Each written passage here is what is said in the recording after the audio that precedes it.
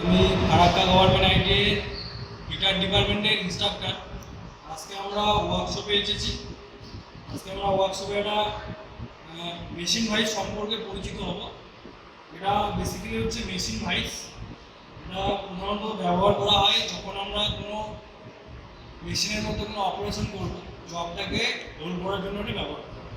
বিশেষ করে ড্রিলিং অপারেশনে এই মেশিন ভাইসটা বেশিরভাগ ইউজ হয়ে থাকে। মেশিন ভাইসের মধ্যে আমরা বিভিন্ন ধরনের পার্ট আমরা এখানে দেখতে পাচ্ছি। মানে যে বডি স্ট্রাকচার আছে তার মধ্যে থেকে এটা হচ্ছে ফিক্স জ। মানে ফিক্স জ কেন বলা হয়? কারণ এই জটা আমরা দেখতে পাচ্ছি যে এটা ফিক্স থাকছে, হ্যাঁ, এবং এটা হচ্ছে মুভেবল জ, এটা মুভ করছে। যদি আমরা কোনো ওয়ার্ক পিসকে ড্রিলিং অপারেশন করি, সেক্ষেত্রে আমরা জবটাকে এখানে যদি আমরা হোল্ড করতে যাই, তাহলে এটা আমরা হ্যান্ডেলের মাধ্যমে, এটা হচ্ছে হ্যান্ডেল, ঠিক আছে, এটা হচ্ছে লিড স্ক্রু।